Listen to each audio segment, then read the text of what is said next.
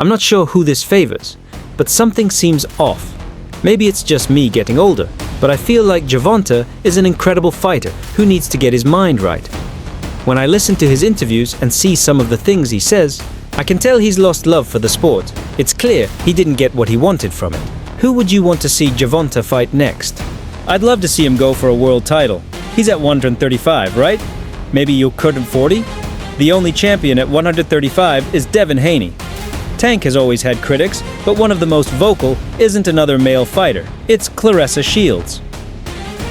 The two-time Olympic gold medalist and undisputed champion across multiple divisions has never hesitated to call Tank overrated.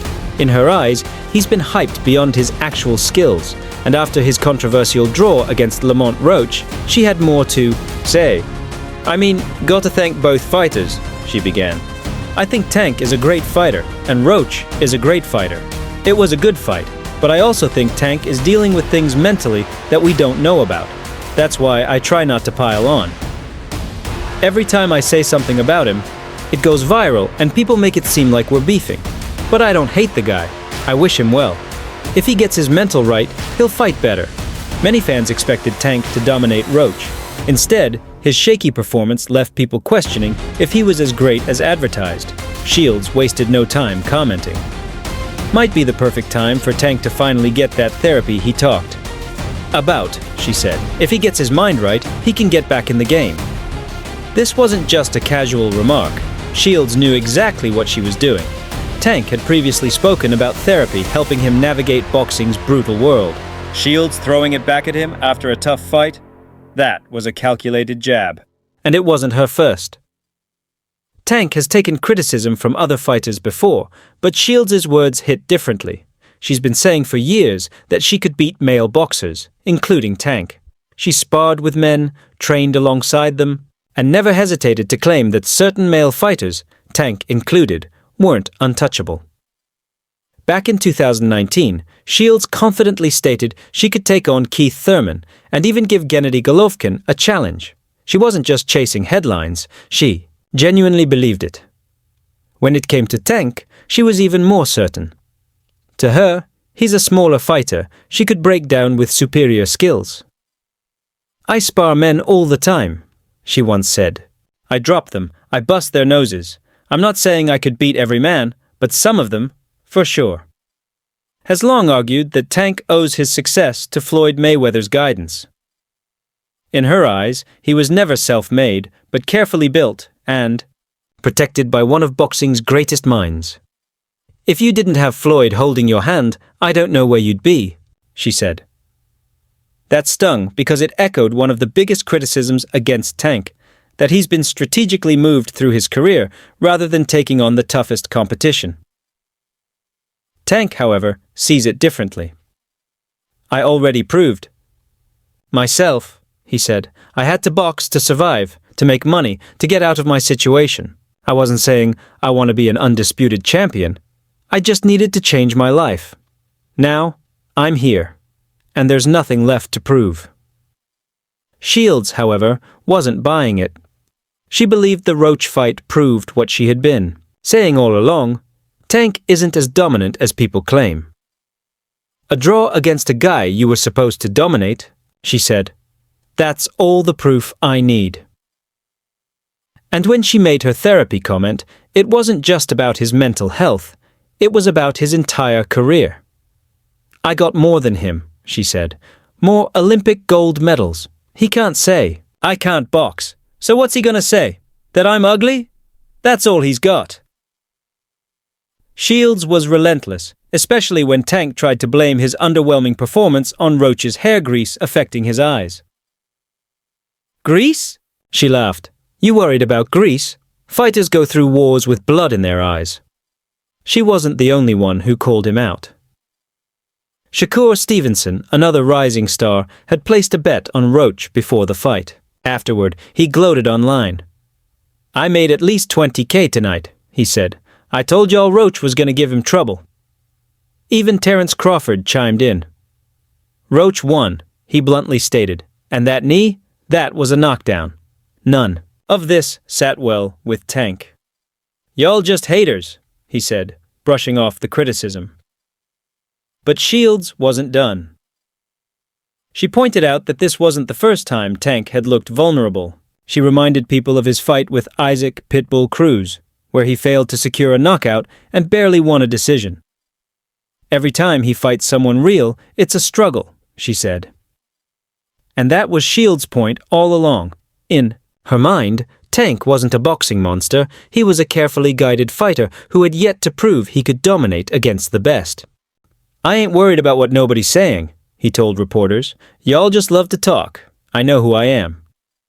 But behind the scenes, sources close to Tank said the criticism was getting to him. He wasn't just brushing it off. He was feeling the heat. "He sees everything," one insider revealed. "All the tweets, all the Instagram posts. He acts like he doesn't care, but trust me, he does." Some even speculated that Tank's passion for the sport was fading. In past interviews, he had spoken about how boxing had become more of a job than a love. He had made his money, secured his future, so what was left to prove? That attitude, however, was exactly what his critics pointed to. "Boxing isn't just about getting paid," Claressa Shields said. "It's about legacy. And right now, what's Tank's legacy? Who has he beaten that cements him as one of the greats?" It was a fair question. Yes, Tank had won world titles. Yes, he had highlight reel knockouts. But when it came to the best fighters in and around his division, Devin Haney, Shakur Stevenson, Vasily Lomachenko, he had yet to face them. "Until he fights one of us," Shakur said, "his resume ain't complete." The pressure was mounting. Tank had always been a pay-per-view star, but even that was being questioned. With other young stars rising, Haney, Shakur, Keyshawn Davis, was Tank still the biggest name in the division? Or was he starting to fall behind? The Roach fight didn't help. The official result was a draw, but many felt Roach had done enough to win. Even worse, Tank's own performance raised red flags. The knee wasn't a slip, Terence Crawford insisted. That was a knockdown. And the excuses? Those made things worse. Tank blamed Roach's hair grease for his struggles, claiming it got in his eyes and affected his vision. "That's weak," Claressa shot back. "Champions find a way to win, no matter what."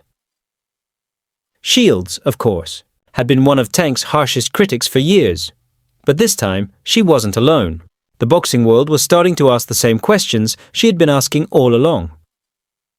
Was Tank truly great, or had he been carefully protected? The debate wasn't just happening in boxing circles, it was everywhere. Fans, analysts, and former fighters all had opinions. Some defended Tank, arguing that his talent was undeniable.